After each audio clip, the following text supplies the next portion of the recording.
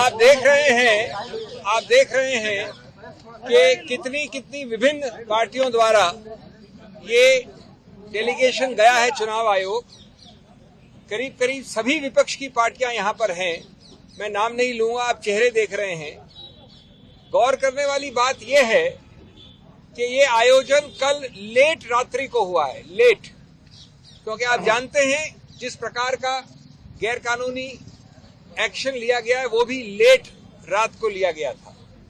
इतने अल्प समय में हमारे सभी कॉलीग्स ने, कई लोग दिल्ली से बाहर से भी आए हैं, कुछ एक दो लोग पहुंच नहीं पाए, लेकिन करीब विपक्ष के हर रंग की पार्टी यहां पर उपस्थित है और मैं समझता हूं सब एकजुट होकर इस मामले में गए हैं।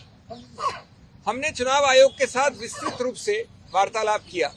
हम सब अंदर थे। चुनाव आयोग के तीनों नवगठित चुनाव आयोग और उनके सभी अफसर थे। मैं संक्षिप्त में बता दूं आपको कि हमने क्या कहा। पहली बात कि ये बहुत ही गंभीर और व्यापक मुद्दा है। ये सिर्फ एक व्यक्ति या व्यक्ति विशेष या पार्टी विशेष का मुद्दा नहीं है। ये मुद्दा व्यापक इसलिए है क्योंकि ये सीधा संबंध रखता है भारत के संविधान के मूल ढांचे से, जिसको आप बेसिक स्ट्रक्चर कहते हैं। जैसा कि आप जानते हैं, मूल ढांचे का जो पूरा कानून है वो ये कहता है, बहुत अनूठी बात है भारत के बारे में, कि अगर कोई भी संवैधानिक संशोधन मूल ढांचे के विरुद्ध है तो संवैधानिक संशोधन भी असंवैधानिक करार किया जा सकता है। अब इसको हमने कैसे पक्ष रखा? जब आप इस प्रकार की चुनाव के लिए जो एक समतल जमीन आवश्यक है, अति आवश्यक है, अनिवार्य है, समतल जमीन, उस समतल जमीन को आप बदल देते हैं, उसको समतल नहीं रहने देते हैं दुरुपयोग करके एजेंसीज द्वारा, तो उसका सीधा दुष्प्रभाव पड़ता है स्वतंत्र निष्पक्ष चुनाव पर, फ्री एंड फेयर इलेक्शंस। उसका सीधा दुष्प्रभाव आगे पड़ता है गणतंत्र लोकतंत्र पे, डेमोक्रेसी। और स्वतंत्र निष्पक्ष चुनाव या लोकतंत्र गणतंत्र दोनों उच्चतम न्यायालय ने केशवानंद भारती के समय से कहा है, बार बार कहा है, मूल ढांचे के एक अभिन्न अंग हैं। तो जब आप समतल जमीन को बदल देते हैं, नॉन समतल बना देते हैं दुरुपयोग करके एजेंसीज का, तो आप सीधा उस मूल ढांचे पे प्रहार कर रहे हैं, असंवैधानिक गैर कानूनी प्रहार। ये एक मूल मुद्दा है और इसके लिए सबसे बड़ा पुलिसमैन इस समतल जमीन का संविधान ने बनाया है, चुनाव आयोग को बनाया है। सिर्फ कोई स्टैट्यूटरी गठित संस्था नहीं है, ये संवैधानिक संस्था है। तो हमने उनको उनके उत्तरदायित्व की याद दिलाई और कहा कि आप बेझिझक होकर इस मामले में हस्तक्षेप करें। दूसरा पहलू हमने बड़ा रोचक रखा उनके सामने। हमने उदाहरण तो दिए, अभी मैं 2-3 दूंगा। स्वतंत्र भारत के 75 वर्ष के इतिहास में कई सरकारें आई हैं। उसका रंग ये भी हो सकता है, ये भी हो सकता है, ये भी हो सकता है। इसी सत्तारूढ़ पार्टी की सरकारें पहले आई हैं, लेकिन 75 वर्ष में कभी भी चुनाव के बिल्कुल शुरू में, चुनाव के आसपास एजेंसीज का दुरुपयोग ऐसे कभी नहीं हुआ। 75 वर्ष में पहली बार एक पदासीन मुख्यमंत्री को कल रात को गिरफ्तार किया गया है, पहली बार। कुछ हफ्तों पहले एक मुख्यमंत्री को मजबूर करके हटा के उसको गिरफ्तार किया गया।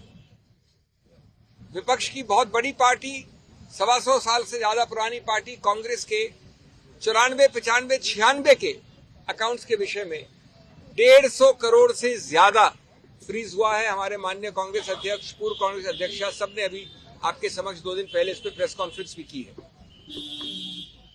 अभी हमको बता रहे हमारे मित्र लेफ्ट के, येचुरी जी खड़े मेरे साथ, उनको भी वैसे ही नोटिस आए हैं। तीसरा पहलू, हमने एक सूची दी 11 और हाल के रीसेंट उदाहरण। पुराने उदाहरण तो सैकड़ों हैं, वो 11 के 11 एनसीपी से लेकर, टीएमसी से लेकर, कांग्रेस से लेकर विपक्ष के हर पार्टी पे है जहां पर एजेंसीज का दुरुपयोग हुआ है, गिरफ्तारी हुई है। लेकिन एक भी उदाहरण नहीं है सत्तारूढ़ पार्टी का। ये कौन सी जादुई पुड़िया खाई है सत्तारूढ़ पार्टी ने कि हर अच्छाई वहां है, हर बुराई यहां है, या सिर्फ बुराई दिखती यहां पर है? अगर बुराई वहां है तो दिखती नहीं है। वॉशिंग मशीन का तो उदाहरण आपने बहुत सुन लिया है, लेकिन ये समतल जमीन की मूल ढांचे को प्रहार करता है। हमने 11 लिखित और उसके अलावा 14 उदाहरण दिए हैं अभी अभी चुनाव आयोग। तीसरा पक्ष ये है कि अगर कुछ गलती भी हुई है तो आपने कहीं ये नहीं दिखाया कि अभी इसी वक्त एजेंसीज की रेड आवश्यक है, अभी इसी वक्त इनकी गिरफ्तारी आवश्यक है। अरे भाई, अगर कोई नोटिस या कोई कार्रवाई 2023 से चल रही है तो आप 2 महीने और नहीं रुक सकते? आपको जो कार्रवाई करनी है आप करिए, लेकिन ये क्या कि आप चुनाव के पहले वोट पड़ने से पहले ही चुनाव जीत जाना चाहते हैं। आप पहला वोट पड़ा नहीं, उसके पहले जीत जाना चाहते हैं आप, कानूनी तरीके से नहीं, गणतांत्रिक तरीके से नहीं। तो ये मामले जिसको कहते हैं आवश्यकता या जरूरत अरेस्ट की, वो किसने दिखाया है? मेरे पास अधिकार क्षेत्र है तो मैं अरेस्ट कर लूं। चौथा, हमने बताया कि आपके जो कई सारे सर्कुलर हैं चुनाव आयोग के, उसमें भी ये वंचित है। हमारे कॉलीग्स ने ये मांग की कि अगर चुनाव आयोग डीजीपी बदल सकता है, होम सेक्रेटरी बदल सकता है, किसी को बदल सकता है, तो ये एजेंसीज किस प्रकार की कोई एक विशेष एग्जेम्पशन एंजॉय करती हैं?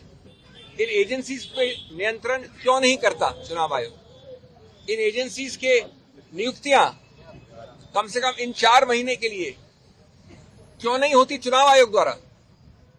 ये भी पुलिस एजेंसीज हैं एक प्रकार से, ये भी सत्तारूढ़ पार्टी के उपयोग या दुरुपयोग के लिए हैं। तो इसलिए ये मुद्दे बहुत ही मूल मुद्दे हैं, और हम ये कहेंगे कि हर प्रकार का अनड्यू इन्फ्लुएंस का आपका कानून है, सर्कुलर है, आप उसको सिर्फ शब्द नहीं रखिए, आप उसका इस्तेमाल करिए। नहीं तो ये चुनाव आयोग एक सिर्फ एक सजाने के लिए कोई संस्था नहीं होनी चाहिए। ये हमारा पुलिस में नहीं, गणतंत्र के लिए।